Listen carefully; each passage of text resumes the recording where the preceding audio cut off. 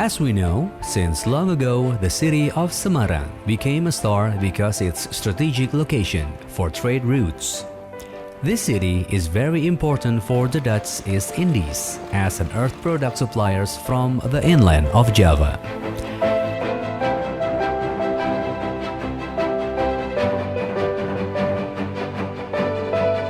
The city of Semarang is also once the capital of the Dutch colonial government.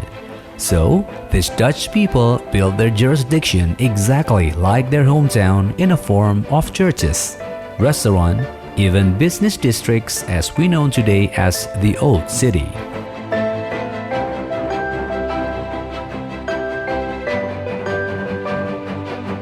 In this area of around 31 hectares, there are about 50 colonial buildings which are able to proclaim the Dutch colonialization trail with the nickname of Little Netherlands.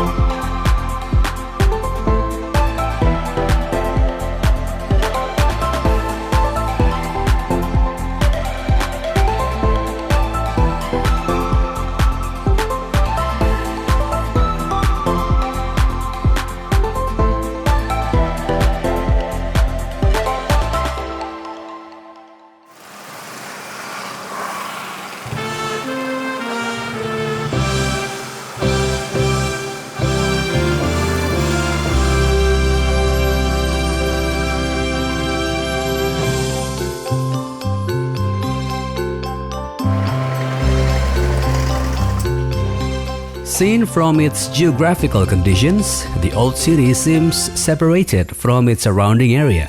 Looks like being a city of itself. The place being a silent witness to the history of Indonesia in the Dutch colonial period for more than 2 centuries. In this area also stand a fortress with its name, Veehoek, to secure the citizens and its territory. While to accelerate the connections between the 3 gates of the fort, they created a main road that is Herenstraat and currently named after Jalan Ledjen Suprapto. And the most famous is the gate of the fort that still exists to this day, named the Barrow Bridge.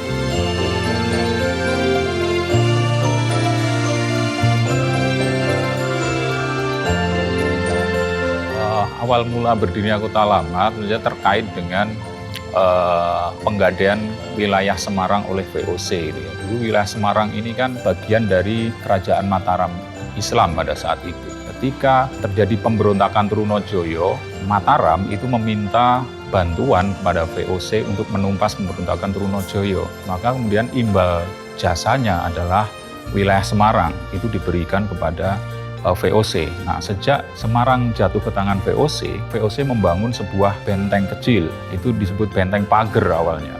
Benteng Pager itu dibangun pada sekitar 1682.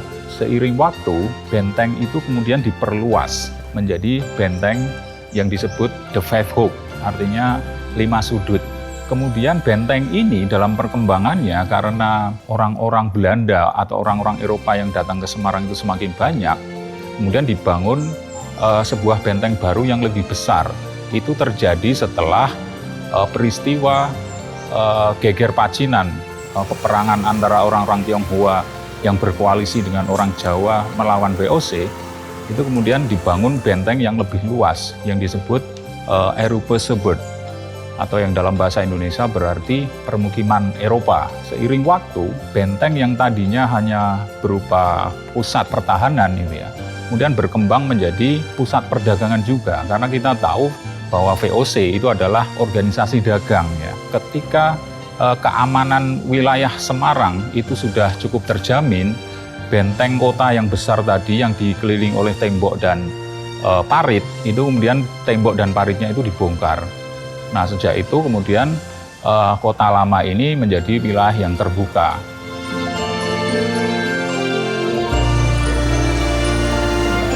Over time, The old city itself is centered around the Berok River towards Terboyo area. In general, the character of buildings in this area resembles European architecture around 1700s. This can be seen from the details of the building that is typical with ornaments and identical to the European style, such as large doors and windows, the use of stained glass, unique roof shape, even basements. Banyak sekali bangunan-bangunan yang memiliki langgam yang berbeda-beda. Ya. Nah, keunikan Kota Lama itu ada di situ. Sebuah kawasan yang memiliki bangunan kolonial yang paling lengkap gitu ya, dalam sebuah kawasan ya. Itu hanya ada di Semarang, itu di Kota Lama. Banjir dan rob itu tiap tahun selalu menggenangi Kota Lama. Nah, dengan terjadinya banjir dan rob itu, Kota Lama menjadi wilayah yang kumuh, perlahan-lahan ditinggalkan oleh para penghuninya ya, dari waktu ke waktu sampai era-era tahun 90-an. Nah, pemerintah kota pada saat itu menyadari pentingnya Kota Lama untuk diselamatkan. Revitalisasi Kota Lama yang pertama itu dilakukan pada tahun 90-an. Pada tahun 2016, pemerintah kota kembali melakukan revitalisasi yang sifatnya lebih besar gitu ya, disupport oleh pemerintah provinsi dan pemerintah pusat. Kota Lama sekarang menjadi tempat yang menarik untuk dikunjungi oleh wisatawan, para pelancong, dan sebagainya.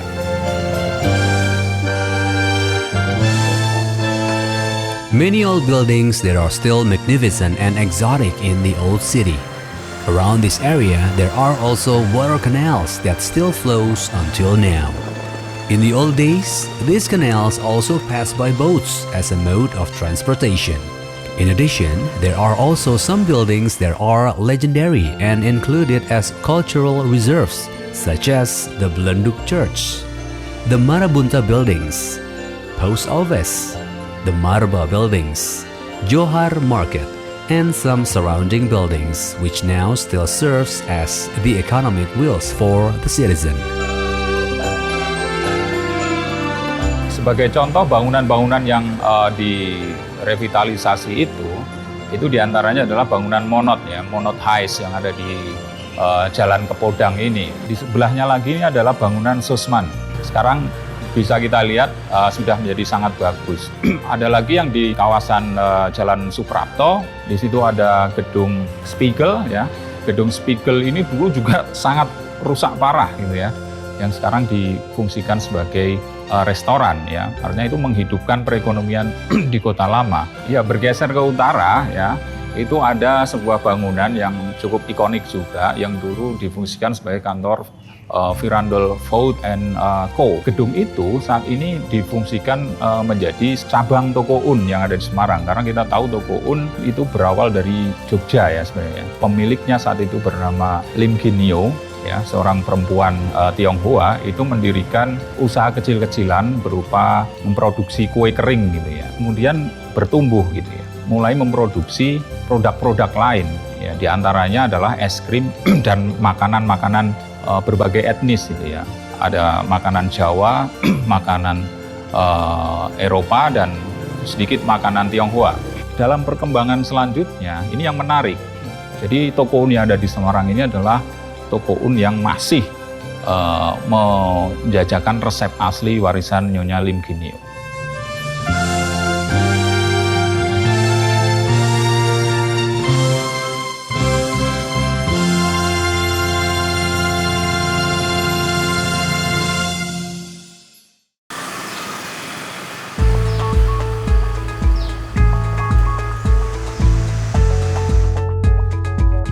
Since its establishment from the 1936, a restaurant that we discussed this time don't have much change until now. Housed in Jalan Pemuda, Semarang, this building still faithfully represents the nuances of the past. Since it's an old building, then Toko Un doesn't have a large yard and only have a small parking lot on the side of Pemuda Road. Toko Un is one of the oldest restaurants in Indonesia, which serves a menu of cultural acculturation cuisine between Indonesian, Chinese, and Dutch. Halo, saya Yeni, generasi ketiga dari Toko Un. Toko Un memang sudah lama sekali, 85 tahun ya tahun ini. Dan yang mendirikan adalah oma saya, generasi pertama. Mereka mulai start di Jogja, saya kurang tahu, sepertinya 1910 atau 1920 sekitar itu, dengan toko kecil sekali yang menjual kue kering. Karena memang banyak yang suka, terutama orang-orang Belanda itu, karena memang resep aslinya Belanda. Akhirnya mereka menginginkan juga bisa makan dengan makanan dilengkapin. Akhirnya dibangun itu Toko Un restoran dan ice cream. Jadi sebetulnya tuh restoran yang namanya Toko, yaitu Toko Un. Dan di tahun 36 Toko Un itu dipatenkan oleh opa saya.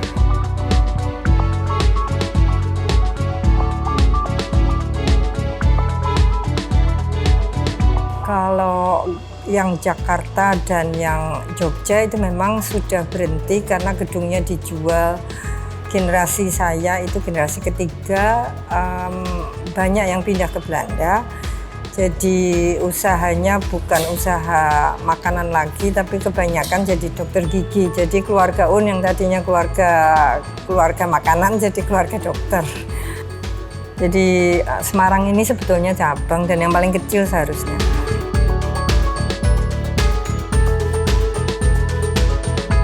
Oma Un itu hanya punya hobi buat roti, buat kue kering. Karena teman-temannya orang Belanda, terus akhirnya buka toko kecil-kecilan buat ya mungkin sambil daripada nganggur mungkin ya. Tapi kenalannya kan banyak orang Belanda dan mereka suka, terus akhirnya diminta kenapa nggak buka restoran aja, bangun aja deh sekalian restoran, kue kering, kue basahan. Dan waktu itu mungkin termasuk awal-awal mesin es krim ditawarkan di Indonesia. Jadi sekalian dimasukin mesin es krim dari Italia, yang dari Cappuccini, yang dimana salah satu yang kita juga punya itu dari warisan dari zaman dulu. Jadi setahu saya udah 85 tahun, saya nggak tahu asal-usulnya seperti apa, tapi sampai sekarang masih jalan.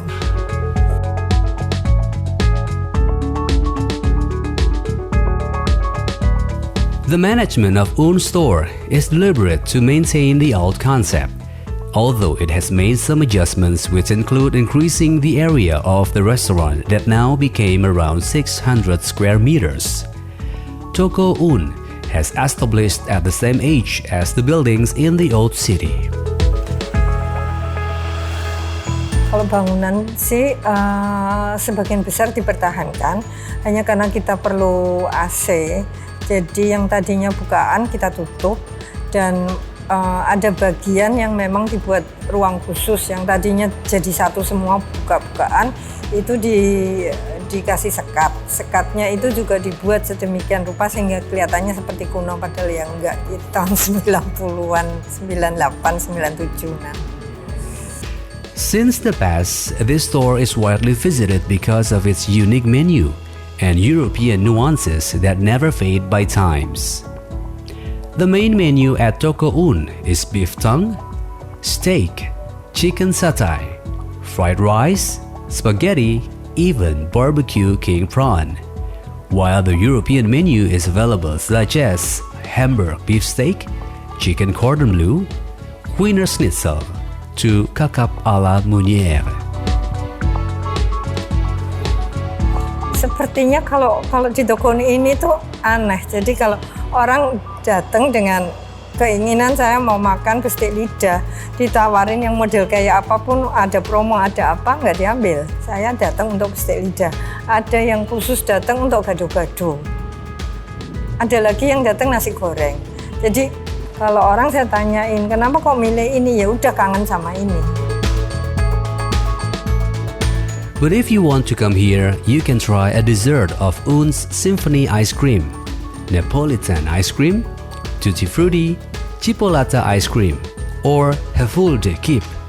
Or you can also taste the pastry as its pioneer menu, whose recipe has not changed since the beginning of the store stands, like Septisch chocolate, ananas, kastengel, dried shoes, bulgenpootjes, cocos, schampius vanilla, and janharho. In addition, there is a signature dish typical of the city of Semarang that you don't want to miss, named ganjel rel. Kalau kue-kue itu memang otentik bener, jadi dari awal nggak dirubah, Oma pun nggak ngerubah ya. Jadi resep aslinya tuh bener-bener asli, kita nggak ngerubah. Terus jadi kalau telur saya jelek, ya rotinya jadi jelek, itu udah konsekuensinya. Karena kita nggak mau pakai pengembang, nggak mau pakai apa-apa gitu.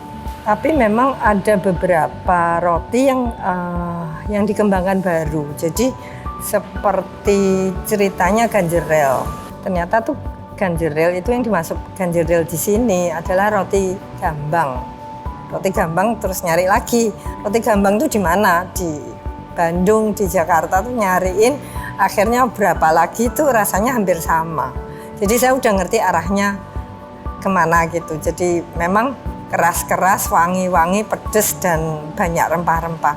Terus saya masih cari roti gambang tuh dari mana. Ternyata roti gambang itu turunannya dari on bed cook. On bed cook itu roti sarapan pagi Belanda yang nggak tahu apakah diciptakan di Indonesia atau di Belanda. Tapi itu isinya rotinya manis dengan banyak rempah-rempah dari sini.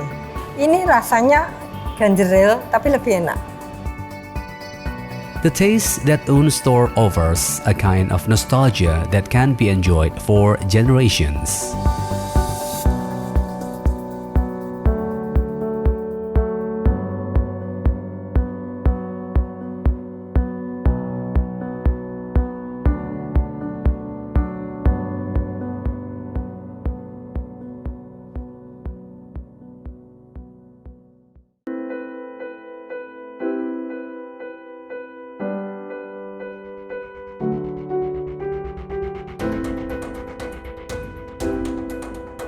Kalau memang makanan yang dari awal itu disukai dan sampai sekarang disukai mungkin karena rasanya ya. Tapi apa yang membuat rasa seperti itu adalah perkembangan zaman menurut saya. Jadi di waktu dulu oma saya mulai memasak ini, memang kan ada 3 aliran ya di Indonesia di sini. Ada makanan Indonesia, makanan Chinese, dan makanan Belanda. Seperti oma itu kan keturunan Chinese. Jadi walaupun teman-temannya Belanda, ada juga makanan Chinese-nya itu masuk ke dalam masakannya. Jadi sehingga sekarang yang kita punya itu adalah fusion antara Indonesia, Belanda, dan Chinese. Tapi kembali lagi kita memang pegang satu, yaitu kita pakai sebanyak mungkin barang yang asli, jadi buah asli, flavornya juga asli itu, dan memang tidak ada bahan kimia, jadi nggak ada pengawet, pengembang, dan sekarang itu memang dari pesan dari ibu saya, jangan dicampurin barang yang nggak berguna katanya.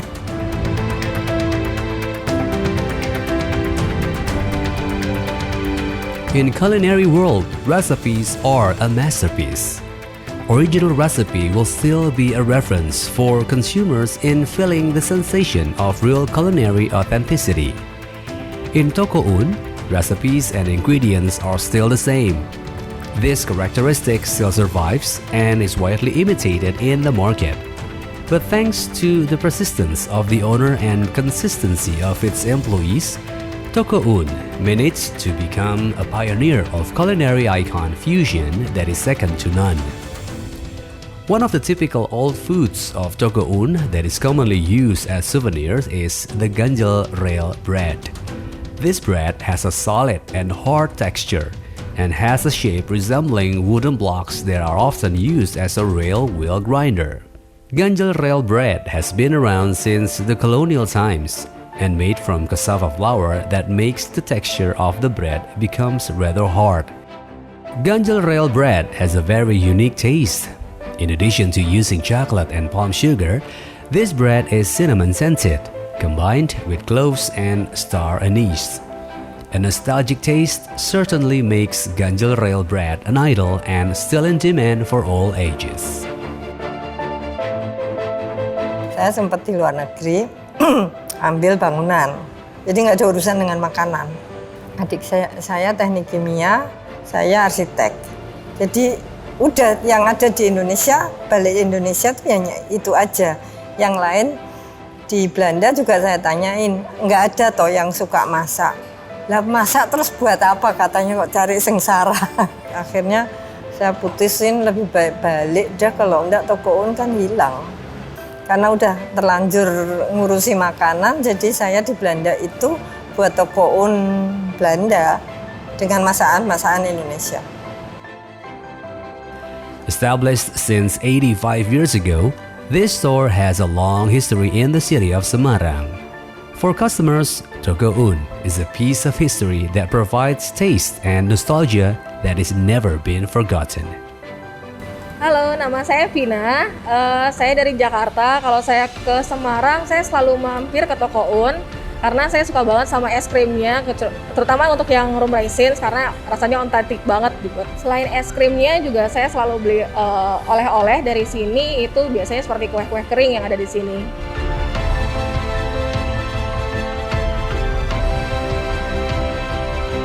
Kenapa Toko Un Semarang bisa bertahan sedemikian lama gitu ya? Itu karena konsisten mempertahankan nilai-nilai keaslian dari toko itu ya. Baik dari sisi bangunan, khusus lagi adalah dari sisi resep makanan. Orang-orang yang dulu pernah masa mudanya pernah jajan di situ, kemudian diwariskan kepada anak cucunya gitu ya. Nah, dari situ para pecinta cagar budaya ini, para pecinta sejarah itu juga akan tertarik untuk makan di Toko Un. Saya kira Toko Un akan mampu bertahan ya pada masa-masa perubahan zaman seperti sekarang. Pernah saya alami sendiri tahun 80-an. McDonald masuk, Kentucky masuk, semuanya ber-AC semuanya dan kencling-kencling semua. Restoran-restoran kuno semua ikut bongkar, pasang AC, turunin plafon. Banyak yang bilang, Toko Un ini wes toh, jangan kuno-kuno, terus dibuat yang modern. Tapi waktu itu ibu saya dan terutama saya, gak biar aslinya, pokoknya biar asli. Ya udah, dengan konsekuensi orang lari. Pertama sempat sampai sepi sekali, karena orang kan cari yang baru, dingin lagi. Komitmennya harus sama, kuno kini nanti. Apa yang kita alami, kita punya dari sejarah zaman dulu, harus kita sebagai orang yang sekarang sampaikan ke generasi berikutnya. Kalau itu bisa jalan terus, nanti tetap akan survive saya kira. Now we know that Toko Un is not just a family business that you can take for granted, but it is about a memory that is too bad to be missed.